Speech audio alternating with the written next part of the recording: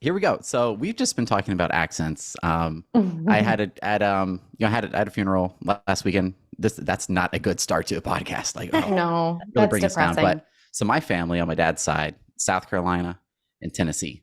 So I told my Mm, wife, I'm like, you're lucky that like you met me down here in Florida, where we're kind of somewhat accent neutral, I would say, compared to say if you're in Louisiana, there might be a little bit of Creole or French influence, right? Mhm. But South Carolina, like so Alabama, right?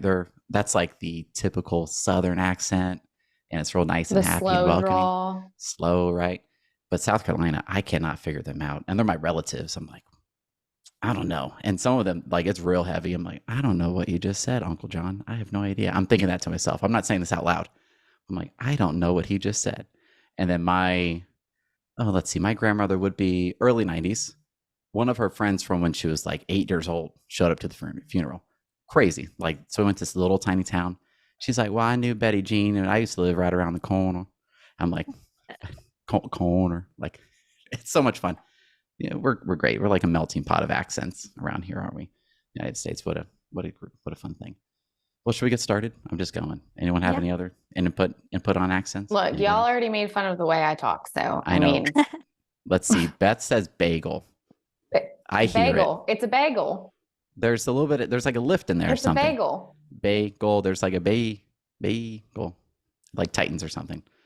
How do you Oh say? well. What do you call the item that a child colors with that's made out of wax? Crayon. What? Crayon. Crayon. Maybe. No, What do you say? it's crayon. Crayon. Like Crayola. Crayon. It's crayon. Crayon. How I'm many with you, syllables Beth. is that? It's crayon. It's So maybe I crayon. am from South Carolina. What's Mhm. happening here? Crayon? How do you say Like it a again? crayon apple? Crayon. Crayon. I need some. This is so embarrassing.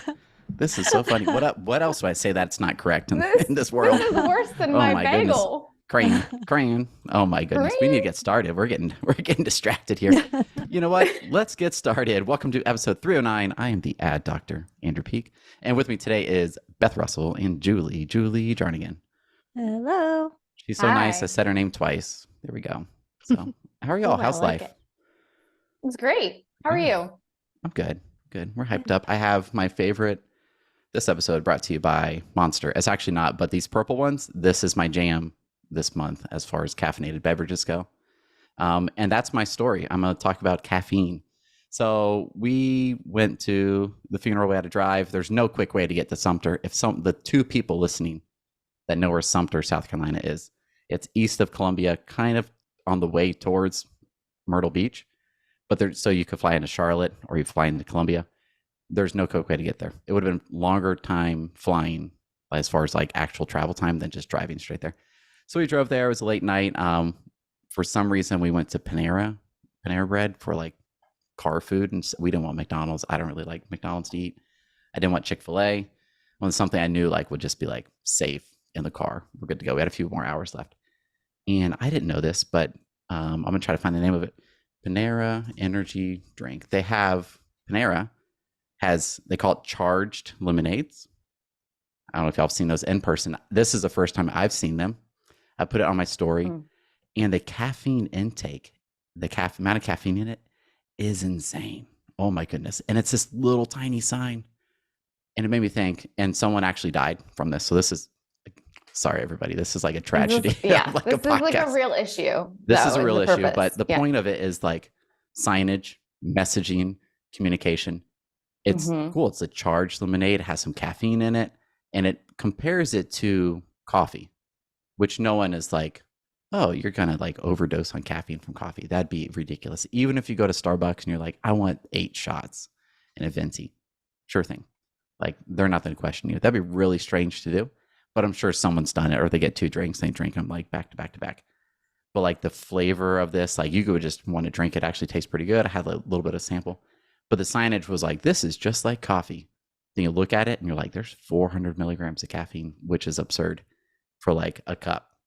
And then you drink it, you're like, I want more. So that's the issue. But it made me think like, whoa, how was this decision made? There was how many people that touched this product? They designed the product. They had, maybe they had feedback from potential consumers as far as they did like focus groups, like what should we call it? Do you like this name versus that name? Hundreds of thousands of dollars into researching it, and they still kind of got it wrong. Yeah. Ooh. So I don't know. It's just interesting. I'm like, well, what was the miss? I was sitting there driving. Like, what happened there? Like, how many people touched this and they still got it wrong, and they're going to have a huge issue on their end? Yeah, I'm sure we can relate to that as far as like, how do we decide on this? Like, what is happening here? You probably have to go back to like the drawing board, but more than likely, I think there was multiple misses along the way. And then it just led to this not so great decision making by everybody. So probably it's not one person, but communication, so important. Thinking through all of it. Like, you have to think through all possibilities. And it's not that you have to overanalyze, right? Like, don't send yourself down a rabbit hole, but like, think through something before you actually make it into your new strategy, or in this case, a new product. New product, or how to pronounce a crayon, Crayola. I have to learn how to do that now. So it's a new skill. I'm going to keep saying bagel. Bagels. Did you hear it? Oh my goodness. Julie, what do you got? What do you got this week? Well, this one's more of a question for you guys, because somebody brought it up in a meeting and it made me wonder. Nervous. So we were talking about a new community, but it's in a brand new market. So not their normal market. They built in one market, different areas in one market, moving to another market. And we were talking through the first community, and she was like, we were talking through search ads and digital ads and when they were putting a sign up and when it was going to the website. And she was like, I don't know. She said, I feel like I'm just missing something or overthinking. She was like, it's really just like any other coming soon community that we've ever done. And that made me stop and be like, well, is it? I mean, I just think it's worth a conversation. Like, when you're opening a new community in a brand new market, what's the extra things you have to think about? And for me, it's like, I think there's more research that has to be done, because you've kind of already have that internal research already done. If you've already opened communities in your area before, like whether you've like sat down and written that out or not, you know kind of what to expect. I also feel like there's some things we need to start earlier, because it's a new market, kind of on that research part. Like, we don't know how long it's going to take to build a list. And then I think also it's a little bit more of that branding messaging. I know, like, we don't love the branding thing, but there's also you have to think about that two ways, because we also got some branding stuff they wanted to started that didn't even have like the first location price point, like front and center. Like, it kind of has to start with that, but you also have to think about the messaging. So that just got me to thinking there is some different things about opening in a new market you have to think of, but in the end, it is just a new community plus some extra things to consider. Yeah, absolutely. We had, when I was at my previous builder, we went into a new market and we treated it as though it was any other new community that we were releasing. What we were not prepared for was how that market, that area, did not want us there. And that made it's something that we wish we would have known ahead of time and would have done the research for ahead of time, because then we would have been able to have some time to like do some PR and like really do some grassroots efforts and get to know the community more, show them that we're not the bad guys, that we really want to build them a beautiful home, and we're not trying to all of these things, right? We would have had the opportunity to do that if the work was done ahead of time. And what we ended up finding out was that they just flat out did not want us there. And we had the hardest time selling that community. It was not a big community. It was a smaller community. It shouldn't have taken the amount of time that it did, but it took a longer time just because of the reception of us being there. And so I think you make a great point that it is something different, and you should take, going back to the conversations we've had about market research and really taking the time and effort to do some research, just like Panera probably did for their drink, even though they had some the same question, which is so funny. Like, it's almost the same type of thing. Clarifying questions for you, Beth. Did they not want you there, or were they not in my backyard? We don't want new development. They did not want new development. Maybe flavor both. Okay. And then, but then they took like, okay, well, this company name is the face of new development. Taking what I know, change is so evil and bad. Who says it? Change is the only certainty. You know, I think Kevin says it from someone else, but he changes the whatever. Change is gonna happen. Change is gonna come. What's that song by Seal? Good song.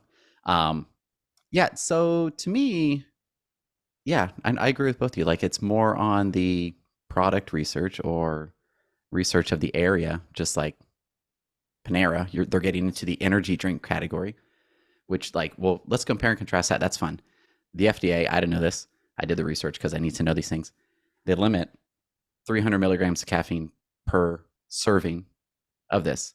What is a serving? We could just, you have like the nozzle, whatever, you just fill up your cup and it's the serving is created by the consumer. You have a cup that holds 4 to 8 ounces, but you put ice in it. What if you put less ice?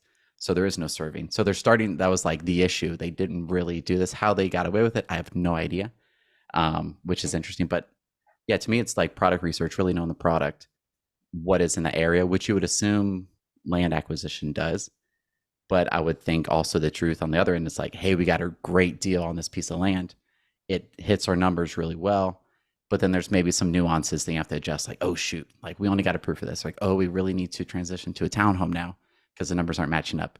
And now you're building townhomes. And this is just an example. Townhomes in a more rural area where the expectations of acreage or at least space from neighbors, to me, it's significantly higher than when you're like closer to like city center or downtown where they're like, oh, you're fine. Go away. They're like, what? 250,000 for that? And you get like a 10 by 10 foot backyard. Y'all are joking me. And then they see you taking down the trees or a farm, whatever it may be. All of a sudden, you're the evil people. But you still sold out of that community, I'd imagine, Beth. Yeah, it just took we a lot did. longer. It took a lot longer. It took a lot more money, marketing effort, to overcome the objections from the top. So yeah, it was an interesting endeavor, but a good learning experience. And I think like I never really thought of it, honestly, Julie, until now in terms of the lessons that it could teach you regarding market research and public perception of your community coming in, and how getting ahead of that can be extremely impactful when it comes to the success of a new community. And I've had multiple builders just here recently who are kind of working to get a spot at the table when it comes to land development. They know that they're not going to be like the final decision maker on that. But if you just get to be in there as part of the communication, you can prepare for the challenges that you may be the one responsible for dealing with down the road. And it gives you more time for that market research we talked about and all these other things. So if you can kind of earn enough trust to get you a spot in those conversations, I think that can help a lot too. Yeah. And it starts with doing CMAs, like really learn how to do your competitive analysis and understanding your markets, because that's how you start earning that trust within your organization, that people are realizing that you know the data of what's happening within each market and why certain things are going the way they are, or why a product isn't selling, or a price point might be too high, or even why something might be successful. Even on the positive side, like your CMA is how you can get your foot in the door. Yeah, I've always liked the idea of putting some, like put your feelers out there. Like, I don't want to give the full details on it because they'll give away too much info. Oh, that sounds so cryptic. Like people are like waiting, like what is Andrew going to say? This is like $1 million idea. But there are ways. And if you hear this and you want to know, ask, and do I see all access? Man, this is like a tease setup. You can get feedback from the community even before you're building, even before $1 spent on land. You can get tremendous feedback. How do you feel about this? How do you feel about that? Relatively low cost. And I think that's a really good way for the marketers to be like, hey, here's something I could do. Here's the expense behind it. Let's get 300 people to give us their feedback. What's the price range you're looking for? What features are you looking for? What do you not want? How do you feel about a developer developing in this area? Be like really generic. And then like, look, here's some info, here's some info. And then you slowly get in the door and hopefully have more input on acquisition, which is great. And then it's more successful because they're like, hey, here are 300 people that live there. Here's their zip codes. Here's maybe a first name or something. And you know what they're looking for. Kind of like the middle of the pre-sale process. Like, what are you willing to invest? Where are you looking to invest? Just do that before anything happens. Yep. I think everyone knows what I'm saying. So, cool. What do you got, Beth? Wait, toilet paper holders. What can they teach us? Am I looking at your notes over here? What's happening? I need to know about toilet paper holders. Yeah. So it actually ties really well into the Panera story. I'm not going to lie. So this was not planned. Good thing I went to Panera. I know, right? So, or good thing Panera screwed that up. I one of the things I love about this house is that I was extremely insistent that every single one of our toilet paper holders in this house must be a lever and not one of the spring ones, because those drive me bonkers. Yes. And it's like $10 more for one that I is support just that. a metal arm. Yes, they're amazing. And they're like, every single time I have to change the toilet paper, I'm not mad anymore. I'm just like, oh, bloop, bloop. Like, it's just so easy. And I think my husband is less upset about the fact that I'm not leaving like little bits of toilet paper on the roll, because I don't mind actually changing it. Like, it's so easy. You're the guilty one. I'm the guilty one. Yeah. Shoot. So, but the story or the lesson here is that sometimes it's the littlest detail that means the world to someone, right? And the littlest detail that can make them happy or feel great about a situation. So, and sometimes it's the littlest detail in our marketing that can have a huge difference, both positive and negative, like in Panera's case. Yeah. So one of the things that we've been talking about with our builders a lot recently, especially going into November and December, is that there's not going to be a huge pool of people new coming in looking to purchase a home, right?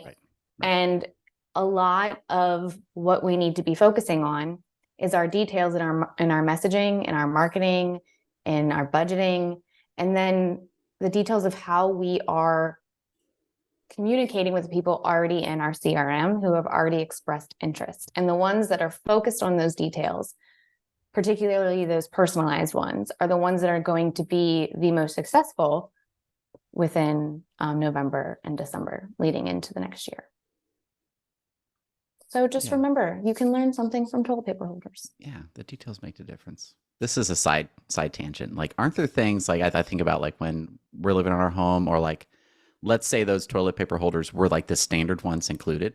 Like, I think all these little things that really don't cost that much money on the product side for a builder can really add up to like people being satisfied with the home, that are just like the tiny little things. Like, to me, my pet peeve with our house is the distance from the fridge to the island. Like, it's rather close, and we have like a little, what's it, counter depth, I think is the name for the refrigerator, that's already smaller. I'm like, if we had like a non-counter depth refrigerator, it would hit the island. So then we're forced to get the counter depth. They're kind of a pain to shop for compared to the regular ones, but I'm like, and they're more expensive. Why didn't they just, in my brain, I'm like, why didn't they just like I would have been fine with a shorter island, like take off a foot, and now there's like so much more room to get by, because you're like, you open the fridge up, and then it's maybe like half a foot from the island. So you're standing there like getting everything out for dinner. I put it on the counter, the island behind me, making food. Like, this is such a pain. So that no one can get by in that spot, which is the main kind of highway into the kitchen. But I'm like, this could have been such an easy change, and actually it would have saved money because the island would have been shorter. The builder would have made more money. I would have been happier with the home. That's interesting. Or another one, I'm just ranting for real quick. When you build with our builder, you had the option of having a paver driveway. Down here in Florida, that's the thing to do. We don't freeze, so there's no issues with that. Or a concrete poured driveway.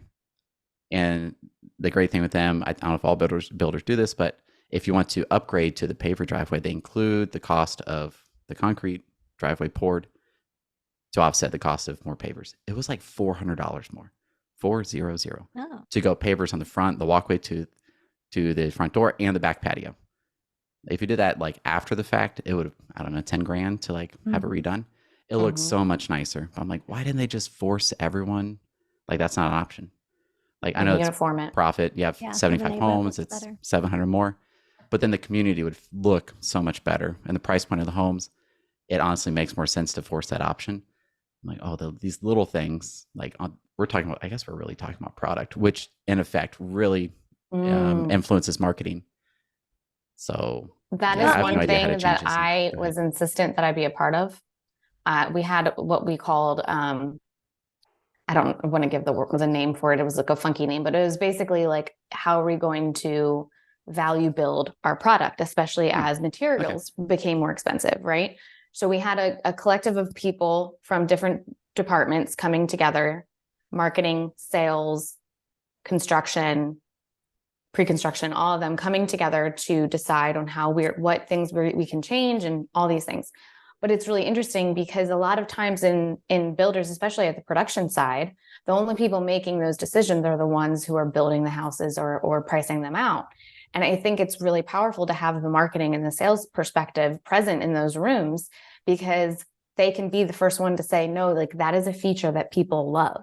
The reason why they buy this house. You don't, the doggy door over the whatever the dog house in the like roof under the line. stairs or something? No, not that's yes, pretty mine cool. under the stairs.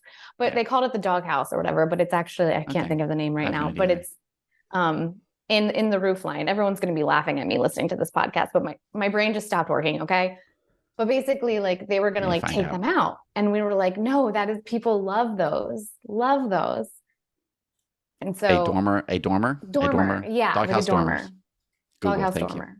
Yes. Thank you. I see what you mean. Yeah. It looks like a little doghouse. I mean, yeah. And so like it adds money obviously to the exterior of the home and the cost to build the home. And it's like, okay, do we really need it? We can shave $800 off the price of the home and the cost to build, blah, blah. But like that one feature made it stand out. That particular floor plan made it stand out amongst a bunch of others, and people loved it. And so you take that away, you're going to start selling less of them. You're not actually making that profit back. Well, and in Andrew's example, if you made that island a little smaller, you can promote that as a new and improved floor plan. So as a marketer, when you make those changes, people love new things and they love to get, an email about brand new, this is improved. So use that to your advantage when you do make floor plan adjustments. Our floor plans elevate your living. I don't know. I just made it up. Go. But something where you could have like this whole elegant name, go to ChatGPT and ask it to make names for you and then change the name slightly. And say that you use the buyer's feedback. Like, and this Andrew Peak guy kept complaining. We listened, and now we have words, but he was okay. He's okay. He's from South Carolina, so God bless his soul. Bless his heart. Oh man. I think that might be it for story time. So let's move on to the news. This one's fun. This is from Zillow. I'm like, what's happening here? So nearly 70% of prospective buyers would buy a haunted house if it checked all their boxes. Is this how desperate people are? Like, it's just, that was my feeling on it. Like, if you find something, it might be haunted. It might have a basement roommate that you don't know about that comes out at 2 or 3 in the morning. But we could afford the home, so we're cool. Like we're good with it. No, yeah. Would y'all? I'm definitely in the 30% of no way. Well, you're in Louisiana. There's like people that do like voodoo and stuff like there, right? I feel like that's like the stereotype. I don't mess with that stuff. I do not mess with it. I'm the kind of mom that like threaten my kids if there's a Ouija board at a sleepover. Do not I'm very weird about that stuff. So I'm in the 30% that I would pass on the haunted house, no matter how good it was. I think Julie, when you were younger and The Craft was like, that movie came out. Do you remember in the 90s when The Craft came out? Did you ever do I remember me and my friends were like obsessed with The Craft, which is horrible. What's that? I think in the movie Paranormal Activity, and that's what people are buying. Like it's Paranormal Activity, that movie, which was a dumb movie. I think I would pass on a home where there was like tragedy, and was known, but haunted is kind of like, well, what's that mean? But if hey, just so you know, disclaimer, 4 years ago, a family of 6 was murdered here. Okay, we're good. We're gonna pass. No, we're definitely good. But maybe that's haunted. Maybe that's what they're classifying as something bad happening. I don't know, y'all. Desperate times. I think they should market new homes definitely not haunted, because no one else has lived in this home, and that would be sold. I thrift a lot. I love going to thrift stores and buying stuff. Oh, okay. And you read these stories about people bringing items and then bad things. I'm very weird about that stuff. Yeah, you still thrift. I think that might be why you like it a little bit. It's kind of dangerous. I'm gonna go thrift, but this item, who knows? It might have a past. Basket, man. That's my. You need to sage it and all that stuff. All right, it's cleaned, it's cleansed. We're good. Throw some holy water on it, light some candles. No creepy dolls, no creepy mirrors. No creepy dolls. It's none of that, or no weird basement things going on. Fortunately, I'm in Florida. There's no basements, or you're under the water. I don't know. This is interesting. I'm put under the interesting category. I like their attempt at seasonal content, but with data. Yeah, it is good. It's do they want this to go viral? Like, I think there's things companies do. Like, I don't know if you remember a while back, Amazon, they're really pushing this drone delivery. And it was before drones were really accessible. Mine's like right behind my chair. Like, you could just Amazon to get one in 4 hours. Like, it's right there. This was like, ooh, you have a drone. Oh my goodness, that's crazy. And so they're saying, hey, we're going to deliver packages with Amazon Prime via drone. And to me, I'm like, this is just an SEO play. Like, they're getting earned media, PR, and then they're getting 100,000 links pointed to their sites from great websites. And that's going to help them rank a bit more. So I'm like, Zillow, is that what you're doing? If you're listening, let us know. But yeah, you're right. It is timely with October. So I want a builder to write a blog post about how we can guarantee that your house is not haunted. Yeah. Because it's brand new. There's there no you go. toenails. I have your Yeah, I was about to blog say, post. I like that messaging better than no toenails in our carpet. Yeah, who's that? Quinn Lears. I think you're the toenail guy with the used carpet. Ghost like, do you really free. want that? Do you think about that? Yeah, that's new. Ghost free. You could sell new so much easier. Let's see. Let's go to the next one. This one didn't work for me, but we'll pull it up here.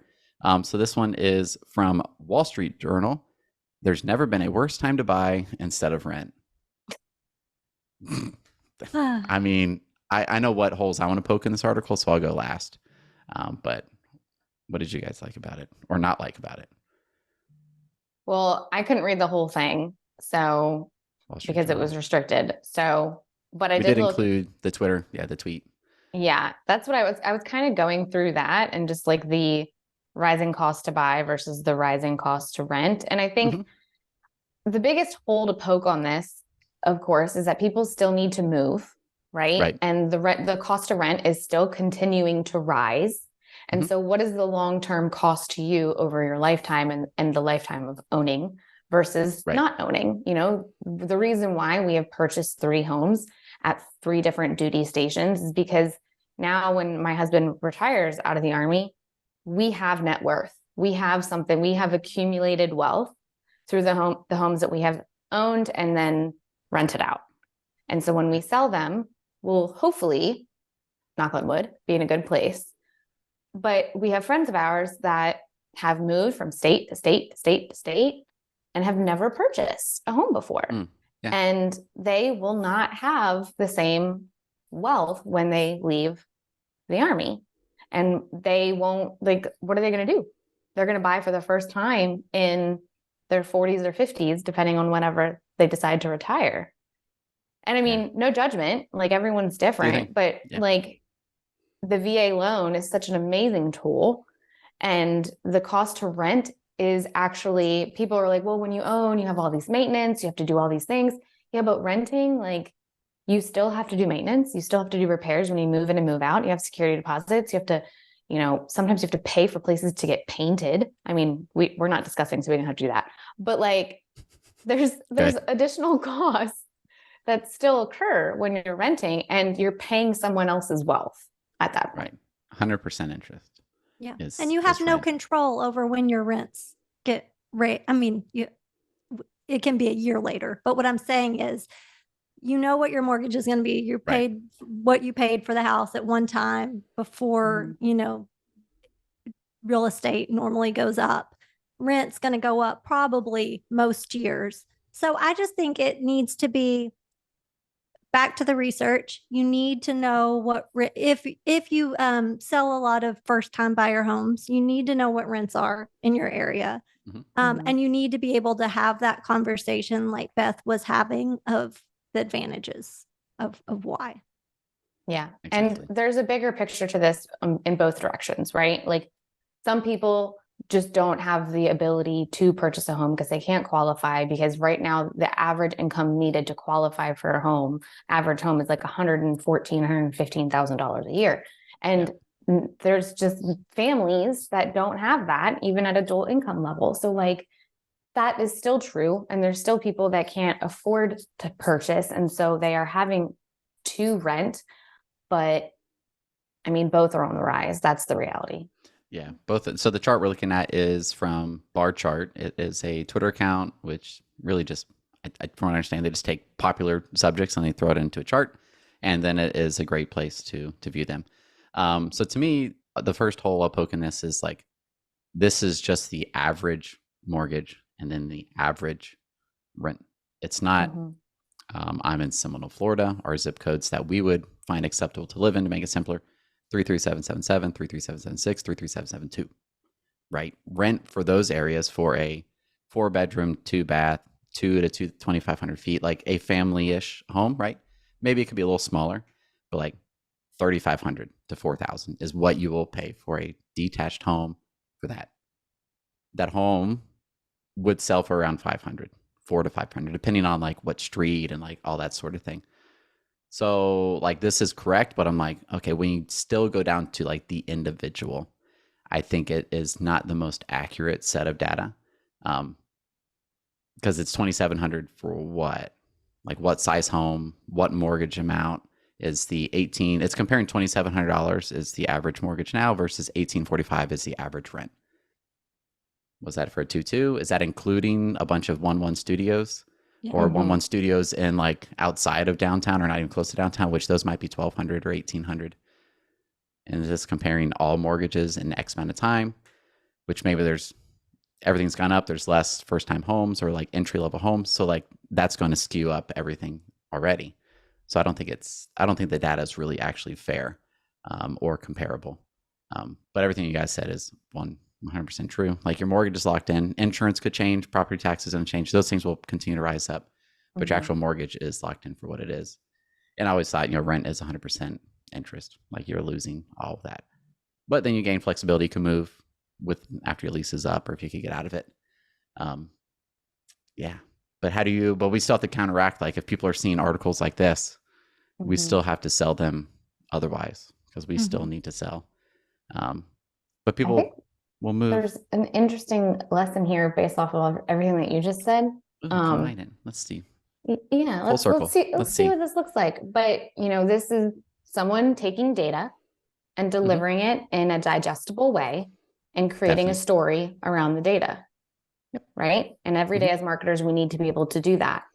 We're sitting here and we're poking holes in all the data and asking relevant questions and telling the different stories that this data could also be potentially showing us. So I think like there's a lot of skill that just unfolded in this conversation. Yeah. That's skill that marketers need to be practicing right now. Genius. That's why you're here. Love it. Just saying. You just don't deliver charts. And it's one metric, right? We kind of like, we kind of get a little whatever. We kind of get some attitude where like, this is one metric. It's kind of one metric. There needs to be like square footage, bedroom count, something to like make it a bit more precise versus just average mortgage versus average rent. Yeah, but I agree with you. There's not that many 3,000 square foot rentals, or not as many as there are 900 square foot rentals. 100%. Yeah, yep. I agree. They need to put like, I don't know. I don't know if there's any mass way that'd be applicable to like the whole United States. What third metric to throw in there? I don't know. That'd be fun to think about. But I'm gonna start following bar chart. A lot of finance stuff. Like it's not.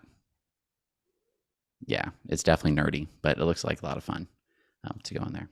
And get some inspiration from the charts that you see and the data that's being showcased. How many times do you guys get asked, like, what data points what metrics should I be focusing on? Like, ooh, that's such a hard question, isn't it? Because it's not just like, I think our fear, and you can correct me if I'm wrong on this, especially you, Andrew, being the ad doctor, like if you focus on one metric only, I'm not even a PhD, a self-certified PhD. But $12 on eBay. If you only focus on one or two metric points and tell the story around that consistently, then you're missing parts of the story and you're not painting that full picture. Yeah. And everything you need to know doesn't necessarily need to be reported to other people in the company and leadership. Like you need to take all that data and then give them something more digestible. If you try to just dump all the information we're telling you to keep track of on other people who don't have any context, you're just in for lots of questions and probably conclusions that you didn't want them to reach because they don't have the full story. Yeah. I agree. So I'll lean on my funny Instagram handle and kind of nickname the ad doctor. So I think we've all had blood work done. We're all old people here on the podcast, aren't we? And so you have like, Thanks say, for here's that. like, you're welcome. Everyone's welcome. I feel old sometimes. Like I had an echocardiogram like 2 weeks ago. Like that's some old people stuff. Who's had one of those? Anybody? I bet Beth has. Yeah. There we go. Beth's got all the stuff. So if you do blood work, right, you have like CMP, you have like, all right, here's your red blood cell count. Here's your hematocrit. Here's all these things that are related to blood. Here's all these related to cholesterol. Here's all these related to liver, kidney, like the different systems of your body. So we're not doctors on here, but we are marketers. So let's say you get your panel done and there's 40 different metrics they're monitoring. They're all connected together. And you're like, oh, why is your hematocrit high? That's like the density of your blood, kind of. Well, you're dehydrated because look down here at this metric. That means you're dehydrated. It's going to make this one higher. So we need to understand all these things and then explain it to our internal clients, which would be anyone you're working with or like your patients.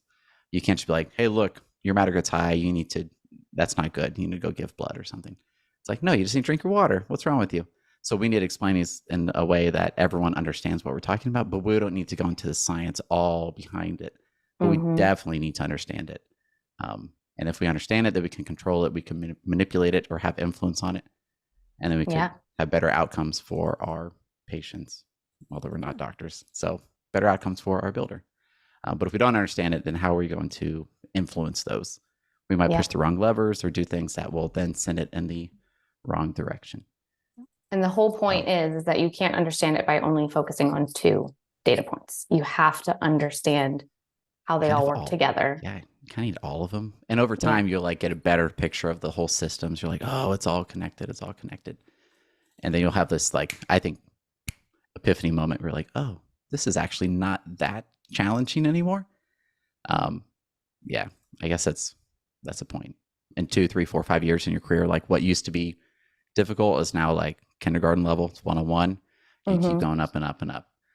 If you love it, if you're passionate about it, then those things will be like super easy to do. Oh man. Well, there we go. That's it for the news. That went an unexpected route, but I liked it. Yeah, it worked out. It worked out well. Current favorites? Beth, what's your current favorite? Halloween is big in our house. We actually shared this on, I don't know if it was a marketing team call or what, of like different family themed Halloween. We are that family that go hard for Halloween. And so like over the years, our favorite has been Hocus Pocus thus far, where Berkeley and I were, each of us were a Sanderson sister and my husband was Billy. So stay tuned for our family call tomorrow, y'all. You might get a sneak peek at that Billy mask. Do it. Do it. Just freak everyone out.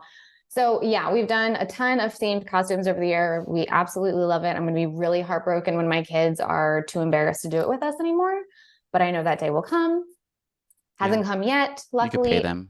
They might take a payment. Yeah. Bribe them with something. Yeah, that's fine. Dummies. Hashtag good parenting. Yeah. So this year I don't know how we came about this. I forget who came up with the idea, but we're doing Hook.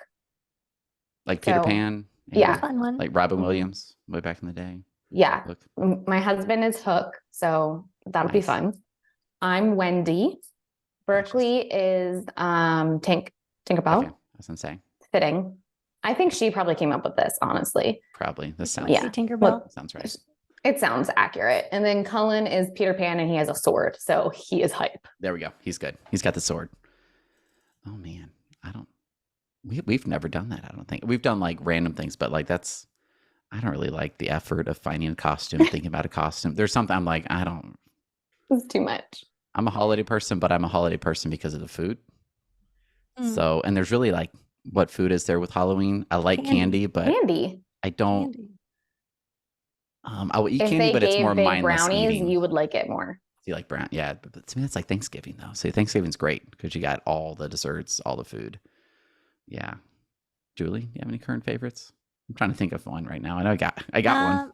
I watched the comedy special by Nate Bargatze. Is that his name? It was really good. It's clean. And so you can listen to it like in the car or something. It's on Amazon. The only downside is that Nate's hilarious. Yeah, okay. I had heard like half the jokes already on scrolling Instagram. So that kind of ruined part of it, but that's worth listening to. And I'm not like a comedy special kind of person. Like it's just not normally my thing, but it was cute. There you go. I'll And we're piggyback off watching you. Parks and Rec right now, which I know is Oh. old school, but that's First what we're time, or watching. like, is this like a repeat show? You do it all the time? I've never watched it all the way through. I mean, we've okay. seen like bits and like a few, but we've never watched it all. And so that's usually what we do. My husband and I, we pick like a sitcom or something and just watch it all the way through, like one a night. And so that's what we're on right now. So that's fun. Man, one a night. It's like a long time. We enjoy Parks and Rec. We go The Office, Seinfeld, Parks and Rec. Sometimes New Girl, we get thrown in there, and then like something will pop up. Like this is not a favorite, definitely not a favorite, but we're watching it. 1,000-Pound Sisters on TLC. Oh my gosh. You and Kevin with your reality TV. I usually don't like reality TV, but this is just so, I mean, there's a lot of, I'll talk about it, then I'll tell you my favorite. Like the extremes are interesting to me, even though this is like, to me, it's really sad. I know there's like, they kind of have funny little things, but I'm like, ooh, like this is truly addiction showing. I'm not trying to be so serious on this podcast. I got a smile on my face, but like, this is addiction. There's like mental health things to deal with of why do you choose to eat, all this stuff. So that's interesting to watch. But say Shane Gillis, I've really enjoyed him recently as far as comedians go. How did you find Nate Bargatze, Julie? Although I think you have a mailman. Instagram. Okay, so I found Shane, same thing, Instagram. So that's really interesting as far as like new people to their funnels is Instagram, TikTok, Facebook, Reels. So Shane Gillis, I think comedy should be on the edge of maybe offending a lot of people, maybe not. And he kind of rides that line. He's super clean. He's fun. I like him, but you're right. He's clean. Like Theo Vaughn, he's from Louisiana. I'm not sure if you know Theo Vaughn. No, I know Theo from Real World or Road Rules. That's how, yeah. Mm-hmm. So somehow he's been like around for a long time. Isn't that crazy to me? Like who'd have thought? And I think he's hilarious. He's definitely out there. Like he has problems to deal with, but he's funny. He's unique. He's interesting. But so Shane Gillis, he's my go-to right now as far as comedians go. Let's see. Well, that's it for this week. We have anything else to add? Like we're in charge here. Boss's way. We're here to play. That rhymes. So I said it. All right, there we go. Well, that is it for this week. Thanks for listening. Don't forget to become a member for free of DU Convert's all-access community app for home builders and developers. Watch behind-the-scenes video from the podcast, frequent exclusive postings and analysis from the DUIC team, access to private hangouts, and more. Until next time. Have a good one. Happy Halloween. Bye. You're right. See y'all.